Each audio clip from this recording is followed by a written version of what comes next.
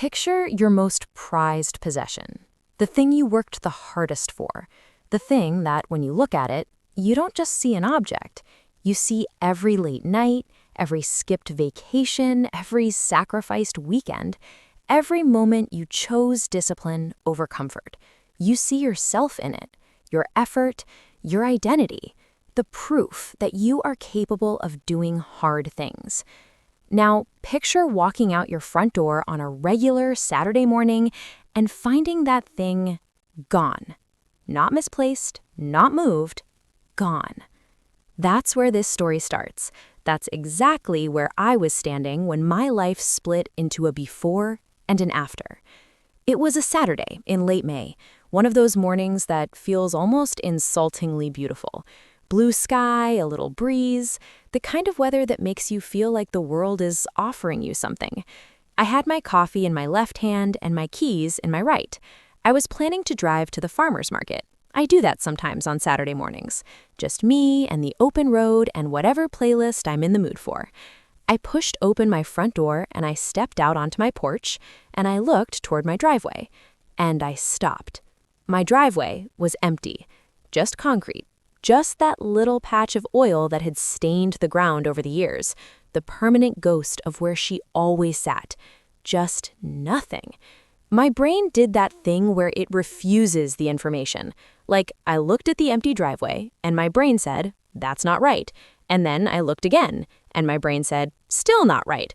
And then I looked a third time, like somehow the third look was going to produce a different result. It didn't. My coffee was warm in my hand. The birds were singing. Mr. Holloway across the street was already out watering his petunias. Normal Saturday. Beautiful day. My driveway, completely, utterly empty. My first thought, my absolute first thought, and this will tell you something about the family I grew up in, was not, did someone steal my car? It was not, should I call the police? It was, he didn't. 2 words. That's all. He didn't. I pulled my phone out of my pocket and opened the GPS tracker app. I'd installed it myself when I first finished building the car because I had put too much into her to not know where she was at all times. I opened the app, and there she was. A little blue dot moving smooth and steady up Highway 101, headed north, headed toward the airport. I stood on my porch and I watched my own car drive away from me in real time. The birds were still singing. Mr. Holloway had moved on to his roses. My coffee was starting to go cold. I called my dad. He picked up on the second ring. Not the first. Never the first, because Gerald Webb is a man who likes to let you know he's choosing to answer, that his time is valuable, that you should be grateful he picked up at all. Second ring, always. I didn't say hello. I said, Dad, where is my car? And there was this pause, just a beat too long, and in that beat, I knew. I already knew. But I needed him to say it. He said, and I want you to really hear these words because I have replayed them in my head more times than I can count. He said, your sister needed a reliable car for her cross-country road trip after graduation. You can take the bus. Take the bus. I stood on my porch in my pajamas, barefoot on the cold wood, and I counted to 5 inside my head. Then I said very quietly, very calmly, Dad, the title is in my name. He said, she's family. You'll figure it out. And he hung up. I looked at the blue dot, still moving, picking up speed as it merged onto the freeway. My car, my Rosie, in my sister's hands, going to the airport, and I had said no. I had said no to his face 3 weeks ago over dinner, and he had done it anyway. I sat down on my porch steps. I looked at my cold coffee. I thought for about 60 seconds. And then I called 911 and reported my car stolen. My name is Cassandra Webb. I'm 27 years old. I live alone. I work as a veterinary technician. And I have a father who has spent the better part of my life looking right through me. Before you form an opinion about what I did, and I know you already have one because everybody does, that's human nature, I need you to understand the full picture, not just the headline, not just the part that sounds dramatic, the whole thing. Because this story is about a car, yes, legally, factually, entirely about a car. But underneath that, underneath the GPS tracker and the 911 call and the handcuffs at the airport, this story is about something that took me 27 years to finally stand up against. And I think a lot of you are going to recognize it. Maybe not the car part, but the feeling underneath it. That particular exhaustion of being the one in your family who is always expected to bend. So sit with me for a little while. I promise I'm going to tell you everything. Real quick before we get into it, if this is your first time on this channel, welcome. Hit subscribe and turn on your notifications because I tell the whole story here. Not the clean version, not the version where I make myself look perfect. The real version. Every ugly piece of it. I'll be here when you're ready. Now, let's go back to the beginning. I need to tell you about the car before I tell you anything else. Because the car isn't just a car. And if you think of her as just a car, this whole story falls apart. Her name was Rosie, a 1998 Honda Civic hatchback that I found rusting in a salvage yard when I was 24 years old. She was in rough shape, faded paint the color of old mustard, a cracked dashboard, a driver's side window that didn't roll all the way up, and a check engine light that had apparently been on since the early 2000s. Most people walked right past her. I stopped. I don't entirely know why. I'm not a car person, or I wasn't then. I had no mechanical background. My dad never taught me anything about engines. I took shop class in high school and failed it. Cars to me had always just been things that took you from one place to another. But I stood in that salvage yard and I looked at that beat-up little Civic, and something moved in me. Something said, her. I think, if I'm being honest with myself, I was in a place in my life where I needed to build something. I was 24, working a job I was good at but didn't love yet, living alone for the first time, still carrying a lot of family baggage I hadn't learned to put down.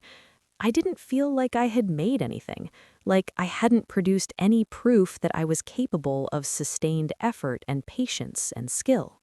And this car, this battered, forgotten, overlooked little car, felt like the right project. I don't know how else to explain it. I bought her for $400, cash. I drove her home on a temporary tag, the check engine light blazing the whole way, the window letting in a stream of cold November air, and I pulled into my parking spot and I sat behind the wheel and I thought, okay, now what? What followed was 3 years of saving and 6 months of building. I worked 2 jobs. During the week, I was a vet tech. I still am. I love it. Working with animals is one of the few things in life that has never let me down. And on Friday and Saturday nights, I waitressed at a steakhouse downtown. I am not going to romanticize it. It was exhausting.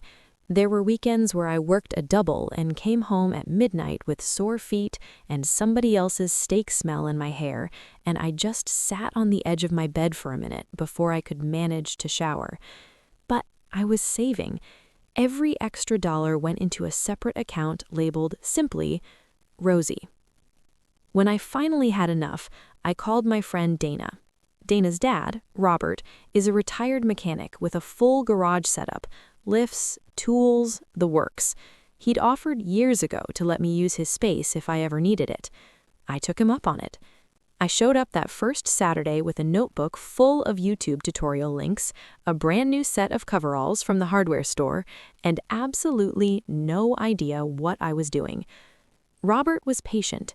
He didn't do the work for me. He was very clear about that from the start, which I respected. He showed me, and then he watched me, and then he let me struggle, and then he showed me again.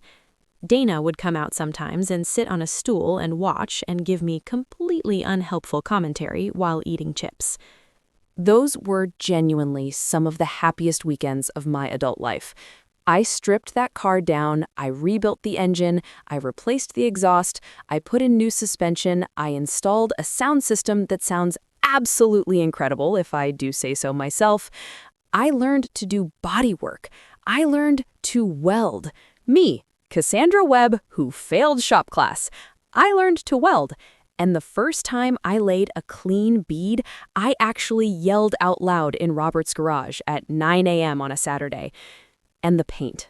Oh, the paint. I went back and forth for weeks on the color. I knew I wanted something custom, something that nobody else had. I landed on matte, dusty rose, a soft, warm pink with just enough gray in it to keep it from being precious, with matte black accents on the trim and the rims. It sounds like it shouldn't work. It absolutely works. The day I finished her, the last coat of clear over the black accents, stepping back and seeing the whole thing for the first time in its final form, I didn't say anything. I just stood there in Robert's garage and looked at her for a long time. Dana took a picture of my face. I've never asked her to send it to me, but I know it exists somewhere. Then I got in the driver's seat, and I drove her out of that garage and into the afternoon sun. And I pulled over about a block away because I couldn't see clearly and I needed a minute. I had made something with my hands and my money and my time and my stubbornness. I had taken a forgotten, rusting $400 car and I had turned her into something beautiful. The title went straight into a file folder with my name on it. I made copies, I photographed it, I registered the GPS tracker and saved the app on 2 devices. Because somewhere deep down, even then, I think I knew. Now I have to tell you about my family. And I want to do this carefully because these are real people, and even the ones who hurt me are people I love, or have loved, or am still trying to figure out how to love. My dad's name is Gerald Webb. He's 61 years old, and he is, in many ways, a genuinely impressive man. He grew up poor in rural Georgia, the second of 5 kids, in a house where money was always the crisis at the center of everything. He put himself through a 2-year technical program, worked his way into a career in facilities management, and built a comfortable middle-class life for our family entirely through discipline and stubbornness. I see myself in him. I know that. The work ethic, the independence, the refusal to ask for help, I got all of that from Gerald Webb. And I have never stopped being grateful for those qualities, even when I've been furious at him. But my dad also has a blind spot, and that blind spot is my sister. My sister's name is Brianna. She's 3 years younger than me, 24 at the time this happened. She is charming and loud and magnetic in the way that some people just are, the way that seems effortless even when it isn't. When Brianna walks into a room, people turn toward her the way plants turn toward a window. I have watched it happen my whole life. I have sat at dinner tables and watched adults who had been talking to me for 10 minutes completely forget I was there the moment Brianna arrived. And here's the thing. I don't even entirely blame them. That's the complicated part. Brianna is genuinely lovable. She's funny, she's warm when she wants to be. There were years of our childhood where she was my best friend, where we stayed up too late talking and made each other laugh until our stomachs hurt. But our dynamic, our family dynamic, was set in a particular shape a long time ago. And that shape was, Brianna asks, Cassandra handles it. My mom, Patricia, passed away when I was 16, and Brianna was 13. Breast cancer, diagnosed late, gone in 14 months. It was the earthquake that restructured everything. I won't go too deep into that grief here because it deserves its own story and its own space, but the relevant piece is this. After my mom died, the family reorganized itself around Brianna's pain, which made a kind of sense. She was 13, she was younger. She was louder about it. She acted out in the ways that demanded attention, skipping school, picking fights, shutting down for weeks at a time. My dad responded to that. He poured himself into managing Brianna's grief because Brianna's grief was visible and loud and urgent. And I was 16 and I was devastated and I was quiet about it because that was who I was, the responsible one, the one who made dinner and kept her grades up and said, "I'm fine, Dad, worry about Bree." And he did. He worried about Bree. For years and years and years, he worried about Bree.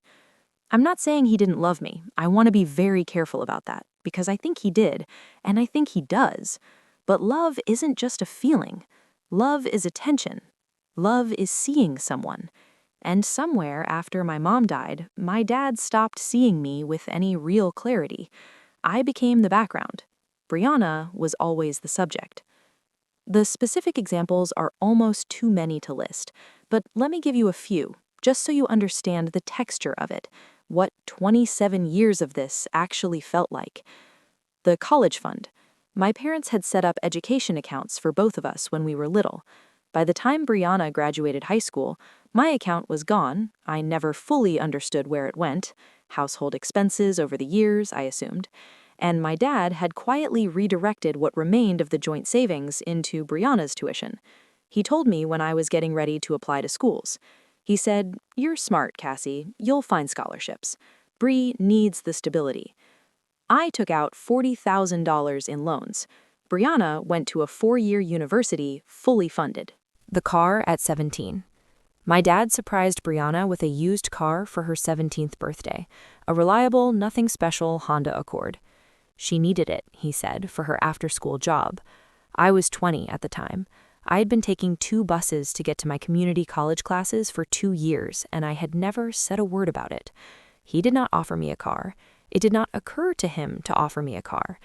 I found out about Brianna's car on Sunday dinner, and I sat there and I ate my roast chicken, and I said, "That's great, Bree." The birthday calls. My dad is consistent about calling Brianna on her birthday.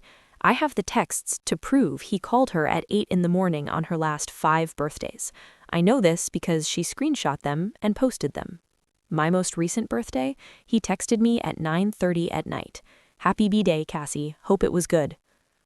I'm not listing these things to make my dad into a monster. He's not a monster. He's a man with a blind spot. And blind spots can do just as much damage as cruelty can, maybe more, because at least cruelty is intentional.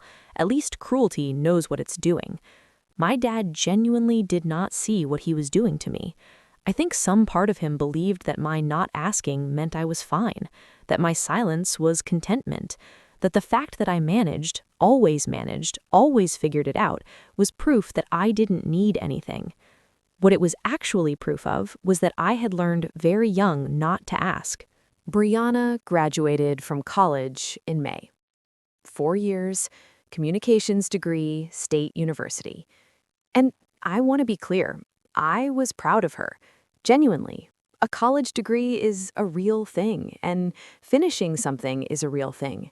And I drove 40 minutes to sit in bleachers in the midday sun for 3 hours because that's what you do. The graduation ceremony was fine. Long, as they all are. They called her name, she walked across the stage, she made a face at the camera that she'd been practicing since middle school, the one where she throws her head back and laughs and looks like a movie poster. I clapped. My dad, sitting next to me, had tears in his eyes. After the ceremony, we went to dinner. A nicer place than we usually went to. Italian restaurant downtown. White tablecloths, the kind of menu where nothing has a price next to it. My dad had made the reservation. He'd arranged everything. There were about 10 of us at the table.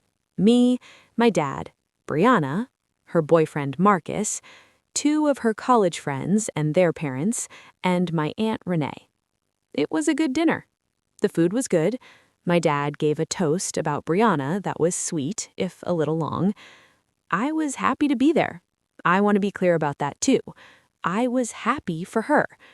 And then my dad leaned over toward me, close enough that the others couldn't hear, and he said, casual, like he was mentioning the weather, I'm thinking about helping Brianna out with a car situation for her road trip. She's always loved yours. I felt it before I understood it. That cold thing moving through your chest when something's wrong before your brain has caught up. I said, carefully, "What do you mean, help her out with a car?" He said, "Just for her trip. She's planning to drive cross-country after graduation, a whole big thing. But her car isn't reliable enough for that kind of drive. Yours is perfect for it. You mostly work local anyway, right? You'd barely notice." And there it was, in the middle of a nice Italian dinner with white tablecloths and his toast still warm in the air. There it was, the thing he had clearly already decided and was now packaging as a question. I put my fork down. I looked at him. I said, "Dad, no." Just that. No.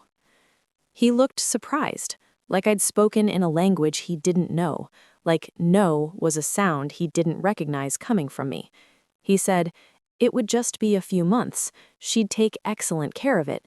You know how responsible she is with—" I said, "I built that car. It's mine. The answer is no."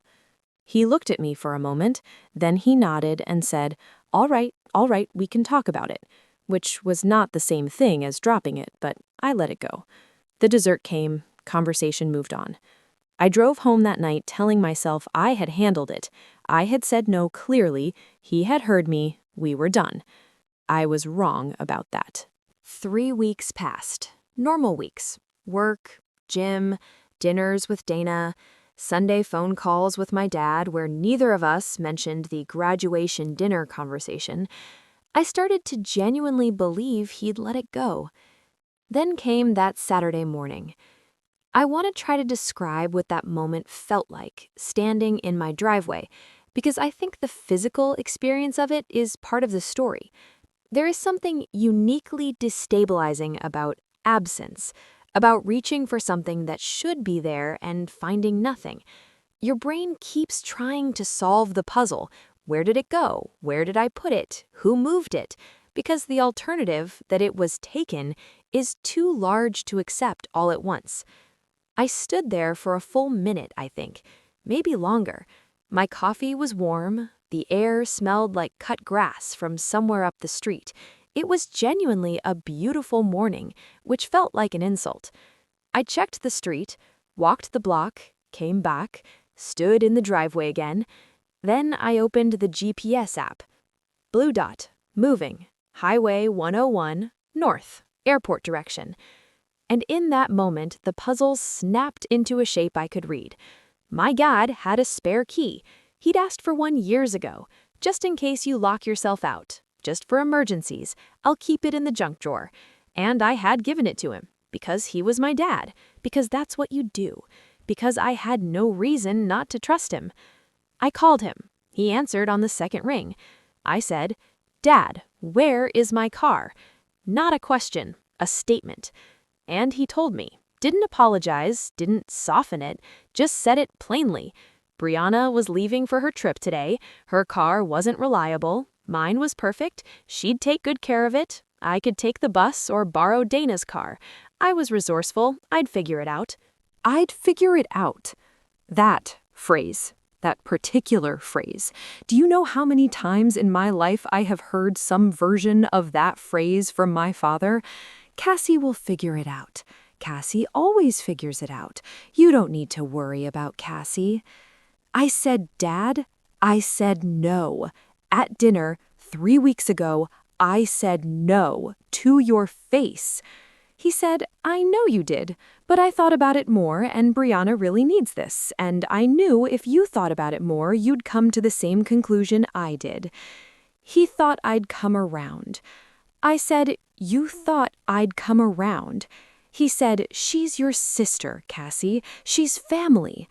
I said, "The title is in my name." He said, "Don't be dramatic." And that was when something in me went very still and very quiet and very clear. Not angry. I want to be precise about this because people assume rage, but it wasn't rage. It was something colder and more certain than rage. I said, "I love you, Dad." And I hung up. I sat on my porch steps in my pajamas. My coffee had gone cold. A mockingbird was going through its whole repertoire in the oak tree at the edge of my yard. I could hear a lawnmower somewhere down the street. I thought for 60 seconds. Exactly 60 seconds. I counted. And then I called 911. I have had people ask me again and again whether I hesitated, whether there was a part of me that second-guessed it. No, not for a single second. Not because I'm ruthless, not because I'm cold, but because the 60 seconds I sat on that porch step were not 60 seconds of agonizing. They were 60 seconds of asking myself, what are your options?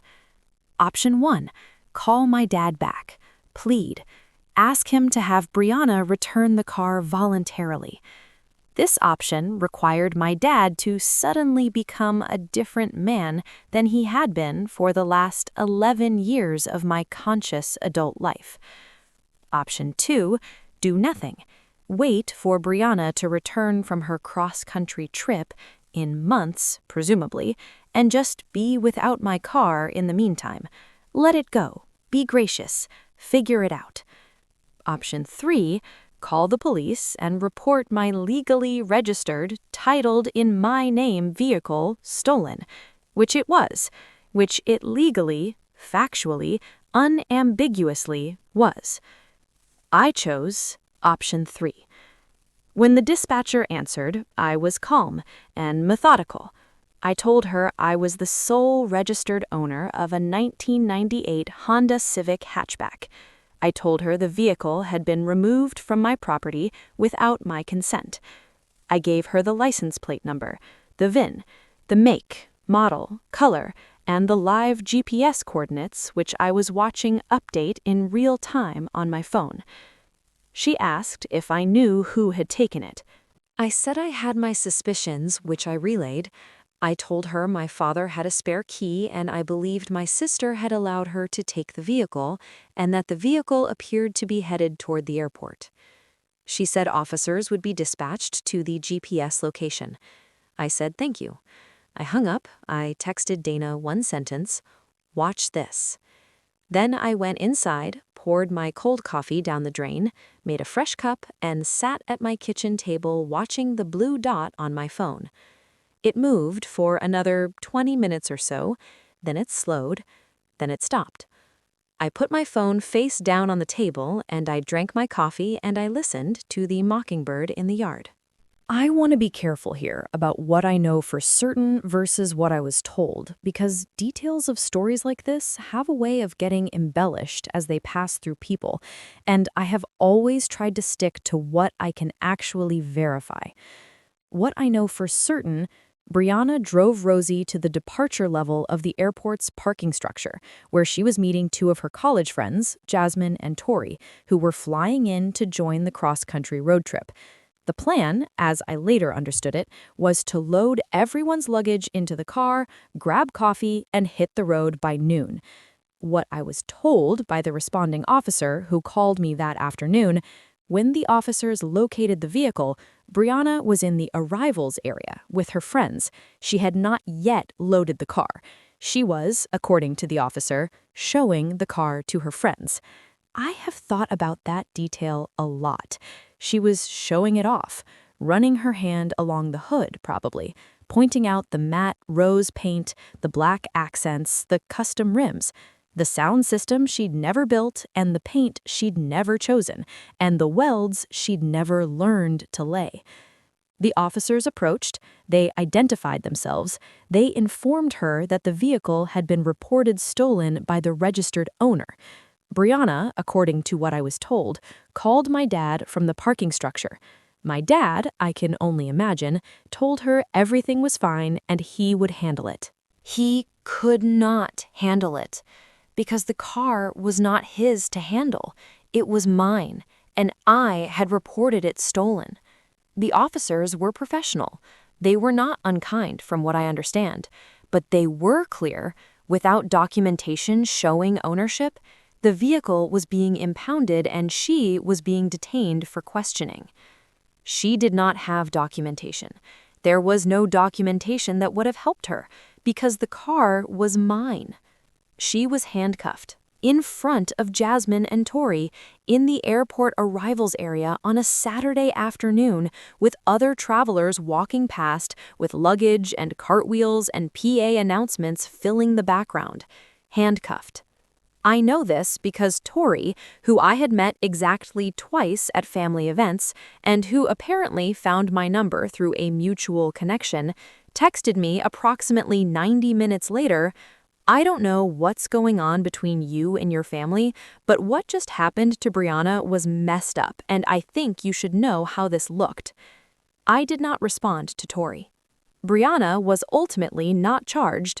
The investigation established quickly that this was a civil and family matter rather than a conventional theft, and the case was handled through that lens. But she was detained and questioned for several hours. Her road trip was canceled. Her friends, stranded, had to rebook their own flights home. The car was impounded, and I had to go retrieve it. The road trip? The graduation gift trip she had been planning for months? The whole point of needing my car? Didn't happen. I watched the blue dots sit still on my phone, and I felt, I will be honest with you, entirely at peace. My phone started ringing at 11:42 in the morning. I know the exact time because I screenshotted the call log later. First call? My dad. I watched his name pulse on my screen and I let it ring to voicemail. Second call? My dad again. Voicemail. Third call? My Aunt Renee's number. I let that one go too. Fourth call? My dad again. 3 minutes after the third. I answered. I won't give you a word-for-word transcript of what he said, because some of it, and I mean this, was genuinely hateful. Not just angry, not just disappointed. Hateful in the way that people get when they know they are wrong and are trying to drown that knowledge out with volume and venom. He called me vindictive. He called me selfish. He said I had humiliated Brianna in front of her friends on what was supposed to be the best weekend of her life. He said I had gone scorched earth over a car. He said I had proven once and for all that I cared more about being right than about my family. I held the phone away from my ear a little, and I waited. I have learned over 27 years that the only way to get a word in with Gerald Webb is to wait until he has exhausted himself. So I waited. When the silence came, I spoke. I said, "Dad, I need you to hear me right now. 3 weeks ago, at Brianna's graduation dinner, you told me you wanted to give her my car for her road trip. I said, no. I was clear. You heard me." He started to respond, and I kept going. 3 weeks later, you used a key I trusted you with to remove my car from my property without my permission and give it to someone else. After I said no. After I made myself clear. That is not a family decision. That is not helping your daughter out. That is taking something that belongs to me because you decided my no was negotiable. Silence. Then, "You've always been jealous of your sister." 27 years. That was his answer to 27 years. I thought about the college fund, the birthday text at 9:30 at night, the 2 buses to community college while Brianna drove a Honda Accord, the graduation dinner, the spare key, this morning. I said, "I love you, Dad." I meant it. God help me, I meant it. But I'm done. I hung up. I blocked his number. I blocked Brianna's number. I blocked my Aunt Renee because I knew what that call was going to sound like and I couldn't receive it that day. Then I called Dana and asked her to drive me to the impound lot. Dana, who had been texting me updates and sending increasingly emphatic emoji since my first text that morning, arrived at my house in 15 minutes with gas station snacks and 0 questions. This is why she is my best friend.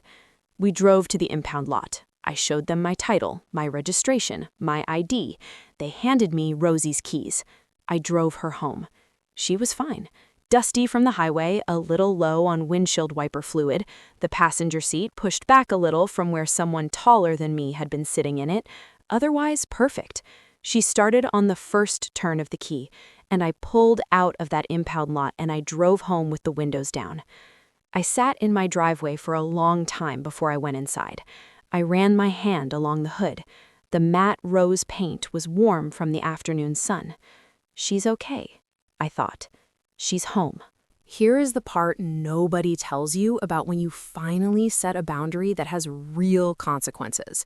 The aftermath is loud, and it lasts longer than you think it will.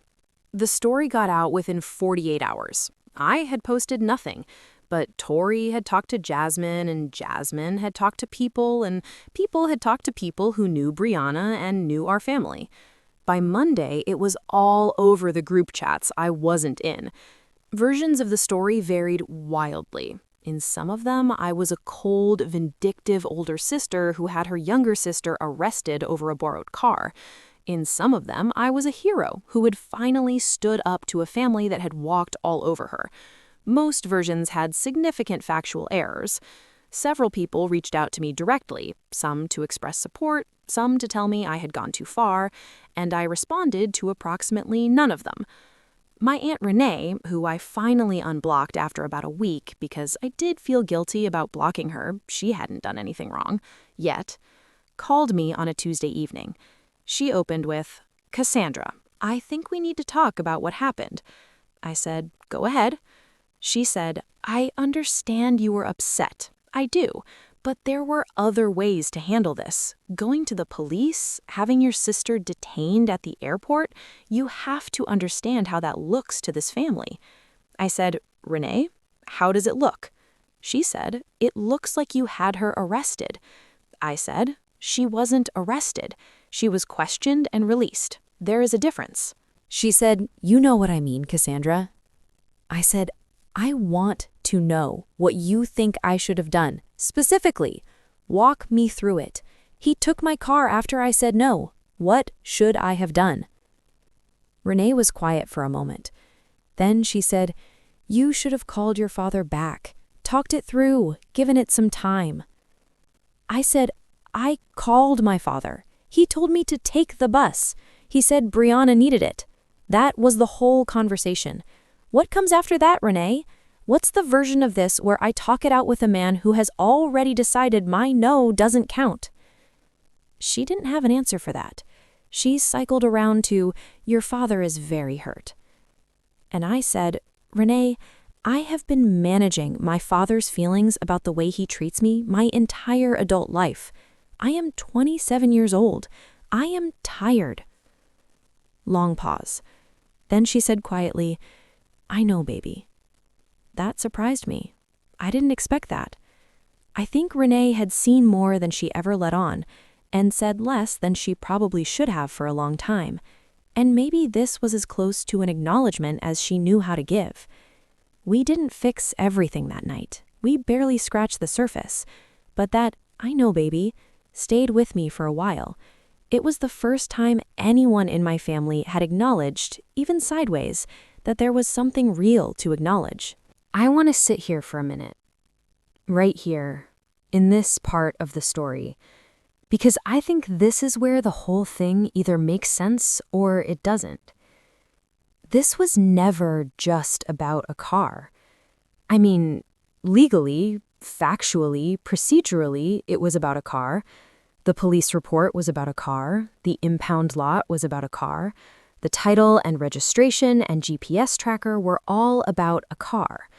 But the reason I called 911 that morning with a steady voice and no hesitation, the reason there was no part of me that wavered, was not about a car. It was about a college fund that ran out before it reached me. It was about $40,000 in student loans that I am still paying off while Brianna graduated debt-free. It was about being 20 years old and taking 2 buses to school and watching my younger sister drive a car our dad had given her and never once complaining about it. Because complaining wasn't something Cassandra Webb did. It was about every birthday where I was an afterthought. It was about 27 years of "Cassandra will figure it out," a phrase that sounds like a compliment but is actually a permission slip. A permission slip to stop looking, to stop considering, to decide that because Cassandra always manages, Cassandra doesn't need anything. It was about a dinner 3 weeks before that morning, where I said no clearly to my father's face, and he nodded and smiled, and then went home and did it anyway.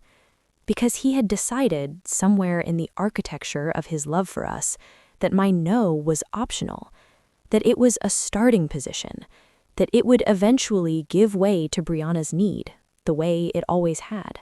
People always want the ending. I understand that. Stories need resolution, and human beings are wired to look for it. So here is where things stand. I didn't speak to my dad for 4 months. I don't mean we were cold when we saw each other. I mean there was complete silence. No texts, no calls, no intermediaries I was willing to speak to on his behalf. 4 months of nothing. He tried, through my cousin Devin, who texted me on a Sunday, "Hey, Uncle Gerald asked me to reach out. He says he's sorry about the whole car thing and he wants to talk." The car thing. The way it had already been compressed into a thing, a misunderstanding, an incident, not a pattern that had been building for 27 years, not a choice he had made after I had said no clearly, not the spare key I had trusted him with used against me at 6 in the morning on a Saturday, just a thing. I texted Devin back, "Tell him I love him. Tell him when he's ready to have a real conversation, not about the car, but about what the car was about, I'm here. But I won't sit through another speech about family loyalty from someone who treats it as a one-way street." Devin, who is 22 and a good kid and was not equipped for any of this, replied, "Damn, Cassie." I said, "I know, I'm sorry it landed on you." About 4 months in, my phone rang from a number I didn't recognize. I almost let it go. I answered on the last ring. It was my dad. He had borrowed someone's phone, which told me he'd been thinking about this for a while, that it wasn't an impulse. He wasn't screaming, his voice was tired, older sounding somehow than I was used to. He said, "I shouldn't have taken your car without asking you first." That was it, the whole apology, 11 words. I held the phone for a moment. I thought about everything I had been waiting to say for 4 months, for 27 years. And then I said, "I know, Dad." Because what I actually needed, what I had needed all along, was not a detailed accounting or a comprehensive acknowledgement or a perfectly constructed apology. What I needed was for him to say, "I was wrong." Even 11 words of it, even the smallest version of it. We talked for an hour. We talked about the car in detail. The key, the dinner, the morning, what he had been thinking, what he hadn't been thinking. He admitted he had used the key without permission. He admitted he had heard me say no at dinner. He admitted that he had genuinely believed I would come around once Brianna needed it enough, that he had spent 30 years watching me adapt and had started to believe, somewhere unconscious and unexamined, that my adaptability was unlimited. I said, "Dad, my flexibility was never unlimited. I just never showed you where the limit was." He said, "I see that now." I said, "When I say no, I need it to mean no. That's all I'm asking." He said, "I hear you, Cassie." We're not fixed. I want to be very clear about that. We are not back to normal, and I'm not sure what normal is going to look like going forward, because I think it has to be something different from what it was. We talk on Sundays now, usually for 15 or 20 minutes. We talk about his garden. He's growing tomatoes this year, which apparently is going very well, and my work, and safe, surface-level things. There are whole continents of our relationship we haven't set foot on yet. The college fund, the years of being overlooked, the way his grief after my mother died created a pattern he may not have even recognized as a pattern. We will get there, or we won't. I'm trying to leave both possibilities open. Brianna and I have not spoken. About 2 months after the airport, she texted me. It said, "I hope you're happy. You ruined my graduation trip and humiliated me in front of my friends. I had to spend hours being questioned by police because of you, some sister." I read it twice. I put my phone down. I did not respond. I think about Brianna sometimes, the version of her I loved before this, the girl who was my best friend in stretches of our childhood. I don't know what we are to each other now. I don't know what we're capable of becoming. What I know is that I can't build a relationship with someone who doesn't acknowledge that what happened was wrong, and I can't chase someone who isn't moving toward me. So I am not chasing. I am waiting. And if she never comes, I will learn to be at peace with that too. Rosie is in my garage. I washed her last weekend and let her air dry in the driveway, which she deserved. I touched up a small scuff on the driver's side door that I'm almost certain happened somewhere between my driveway and the airport. She's perfect. She's home. I want to say something honest here, because I think you've been with me long enough to deserve honesty. People ask if I regret it. They ask it in different ways, some gently, some pointedly, some with an edge that makes clear they've already decided the answer and are testing me. And I want to give you the full, complicated truth, not just the satisfying version. Do I regret getting my car back? No, never. Not for a single second of any single day. Do I regret that Brianna was handcuffed in front of her friends? That one is harder than I usually let on. I don't think I'm a cruel person. I don't want to be someone who derives satisfaction from another person's public humiliation, even a person who wronged me. But I would be lying if I said there wasn't something in me, in that moment, that felt seen. That's the only word that fits.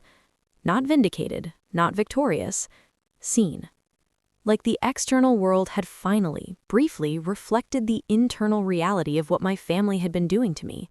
Like someone, even airport security, had looked at my situation and said, "This is wrong, and it has consequences." Do I regret the damage to my relationship with my dad? Yes, genuinely. That is real grief, and I am not going to dress it up as something else. I love my father. I believe he loves me. And I think we burned through years we could have had because of a dynamic neither of us ever named or addressed or challenged, until a spare key and a blue dot on a GPS app made it impossible to avoid any longer. That's a loss. I feel it. But here's what I know, down in the bedrock of myself. The moment I stopped accepting the way things were, the moment I said, out loud, with action and not just words, "No, this is not acceptable. These are the consequences," something changed. Something fundamental and irreversible. I stopped bending. I stopped making myself smaller to fit a space that had always been too narrow. I stopped waiting for someone in my family to finally look at me clearly and decide, on their own, that I was worth seeing. I stopped waiting. I made them see. It cost something. I won't pretend otherwise. There is no version of this story where someone draws a real line and nothing gets lost in the drawing of it. Family always costs something. Love always costs something. And I paid. But for 27 years, I was paying without choosing to, without being asked, without even fully realizing how much had been taken, because it came out in small enough increments that each one seemed manageable, and the total was invisible until I added it up. I am done paying for things I didn't choose. That's what Rosie means to me now. She always meant something, but she means something specific and solid now. She means, I built this. No one can take this without consequence. I know my own worth. I know my own limit. And when you cross it, I will act. Not in anger, not in revenge. In clarity. I have been thinking, while I've been telling the story, about who is going to hear it. I think some of you are going to hear it and think, she went too far. And I understand that. I have made peace with being someone who goes too far by other people's measurements, because I spent too long not going far enough by my own. I think some of you are going to hear it and feel something loosen in your chest, a recognition, a yes, that. Because you are the responsible one in your family. You are the one who figures it out. You are the one who is assumed to be fine because you have always managed. I want to talk to you directly for a minute. Your no is not a starting position.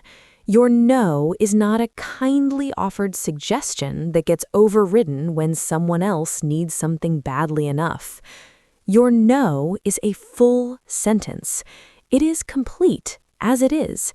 It does not require further explanation or qualification or softening. I've been thinking, while I've been telling this story, about who is going to hear it. I think some of you are going to hear it and think, she went too far. And I understand that. I have made peace with being someone who goes too far by other people's measurements because I spent too long not going far enough by my own.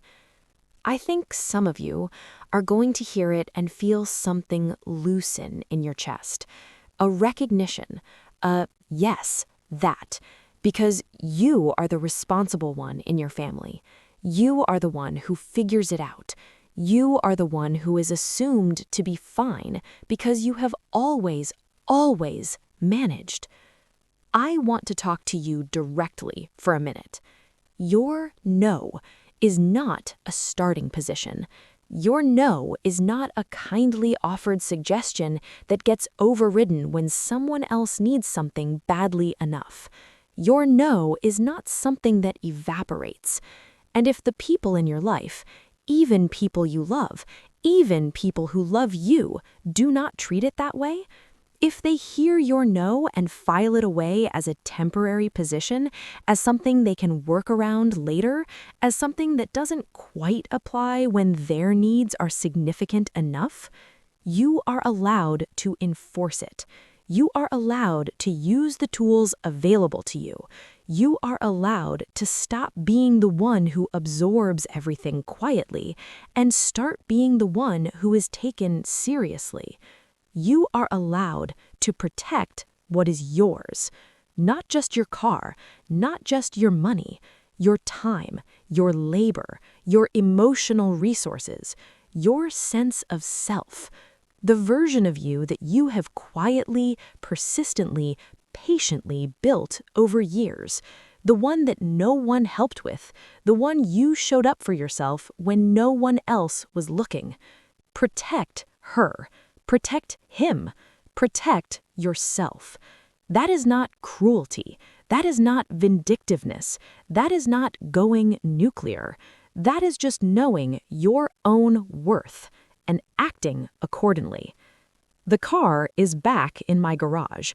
I am not taking the bus, and I feel, for the first time in a long time, like myself, fully, unapologetically, completely myself.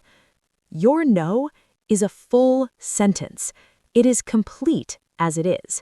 It does not require further explanation or qualification or softening. And if the people in your life, even people you love, even people who love you, do not treat it that way, if they hear your no and file it away as a temporary position, as something they can work around later, as something that doesn't quite apply when their needs are significant enough, you are allowed to enforce it. You are allowed to use the tools available to you. You are allowed to stop being the one who absorbs everything quietly and start being the one who is taken seriously.